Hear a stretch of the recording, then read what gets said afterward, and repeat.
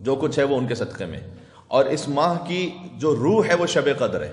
شب قدر کی روح حجت خدا ہے. بات واضح ہو رہی ہے؟ اس لیے دعائے افتتاح کو پڑھیں. کیوں؟ اس لیے کہ دعا افتتاح تعلیم کردہ ہے امام زمانہ علیہ السلام کی. ہر شب ماہ رمضان میں جس دعا کو پڑھنے کی تاکید ہے وہ دعا افتتاح ہے. دعا افتتاح تعلیم کردہ امام زمانہ علیہ السلام ہے. جیسے دعا کمیل تعلیم کردہ امام علی علیہ السلام ہے. تو دعا افتتاح کو پڑھیں. اللہم انی افتتح الثناء بحمدک. ایک زمانہ میں کہنے والا تھا لفظ، یعنی شاید تقریباً پتہ نہیں 10 سال پہلے کی بات ہے. کراچی میں ایک جگہ سلسلے وار مجالس رمضان المبارک میں درس دیتے ہوئے ہم نے دعا افتتاح کی تشریح کی تھی پوری. تو بہت کچھ اس میں نکات ہیں، بے شمار نکات ہیں، اور امام کی تعلیم کردہ دعا ہے. تو انشاءاللہ آپ اس کو ذرا اس پہ غور و فکر کیجئے گا، اور ہو سکتا ہے کہ کہیں پر آپ تلاش بھی کریں تو اس میں دعا افتتاح کے آپ کو مطالب معرف مل جائیں. جو آغاز ہوتی ہے اللہم انی افتتح الثناء بحمدک، اے خدا میں تیری ثنا کا آغاز حمد سے کر رہا ہوں. جب بھی کسی کی آپ تعریف کرتے ہیں نا، میں اس پہلے جملے تھوڑا سا آپ کو ایک مزہ چکا دوں تاکہ آپ کو مزہ آئے اور پھر آپ پڑھیں اس کو.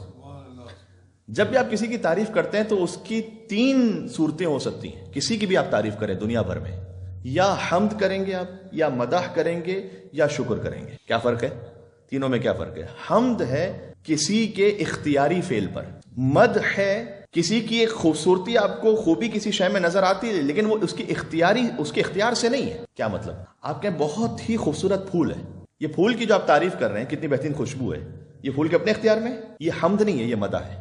واضح؟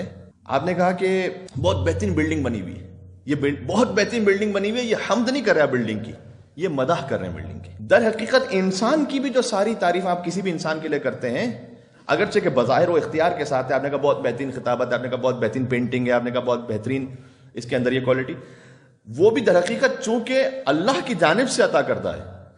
تو ہر انسان کی تعریف در حقیقت پلٹتی ہے اللہ سبحانہ و تعالیٰ کی حمد کی طرف، کیونکہ فقط اس کا جو کام ہے وہ واجب الوجود ہے، اس کا کام اپنے اختیار سے، باقی تو جو کچھ ہے وہ سب کے پاس اس کا عطا کردہ ہے. تو یا حمد سے تعریف ہوتی ہے کسی کی، یا مدح سے ہوتی ہے، یا شکر سے ہوتی ہے. شکر کا مطلب ہے کہ آپ کو کوئی نعمت ملی ہے، آپ کو کوئی احسان کہیں سے ہوا، آپ نے اس کا تھینکس کیا، یہ اس کی تعریف ہو رہی ہے. اس میں سب سے افضل تعریف کون سی؟ حمد ہے. اس لیے کہ مدح تو وہ تعریف ہے کہ جس میں اس کا اپنا اختیار ہی نہیں ہے، اور شکر وہ تعریف ہے کہ جب کچھ ملے گا تو پھر تعریف کروں گا.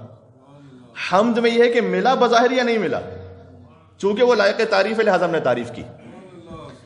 امام زمانہ علیہ السلام نے اس دعا کا آغاز کے ساتھ کیا اللہم انی افتتح الثناء بحمدک، اے خدا میں تیری ثنا اور تعریف کا آغاز تیری مدح سے نہیں کر رہا، ابھی تیرے شکر سے بھی نہیں کر رہا.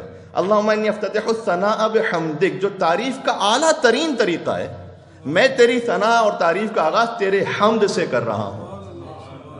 یہ پہلا جملہ ہے اللہم انی افتتح الثناء بحمدک. سمجھایا آپ کو؟ دیکھیں بظاہر سادہ نظر آنے والا جملہ اس میں کتنی گہرائی ہے. اللہم انی افتتح الثناء بحمدک وَأَيْقَنْتُ أَنَّكَ أَنْتَ أَرْحَمُ الرَّاحِمِينَ فِي مَوْضِعِ الْعَفْوِ وَالرَّحْمَةِ وَأَشَدُّ الْمَعَاقِبِ فِي مَوْضِعِ النَّكَالِ وَالنَّقْمِ. ایک بڑی بہترین دعا ہے. تو یہ دعا کیوں پڑھیں گے آپ؟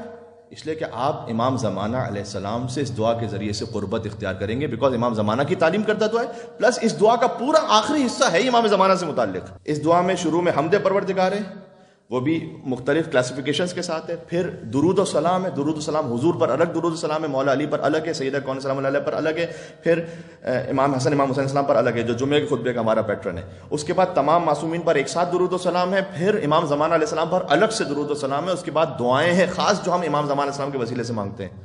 پھر پوری گفتگو امام زمانہ علیہ السلام سے متعلق ہے، اور ہم امام کی حکومت کی دعا مانگتے ہیں. اس میں اللہم انا نرغب الیک فی دولۃ کریمہ تعز بها الاسلام واہلہ وتذل بها النفاق واہلہ وتجعلنا فیها من الدعاة الى طاعتک والقادۃ الى سبیلک وترزقنا بها کرامۃ الدنیا والآخرہ.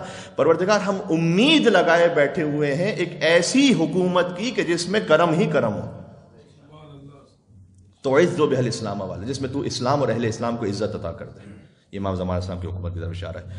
اللہ سبحانہ و تعالیٰ ہمیں اس حکومت میں جینا نصیب فرمائے انشاءاللہ، اس کا حصہ بننے کی توفیق عطا فرمائے. امام زمانہ علیہ السلام کے قلب مقدس کو ہم سے راضی خوشنود فرمائے.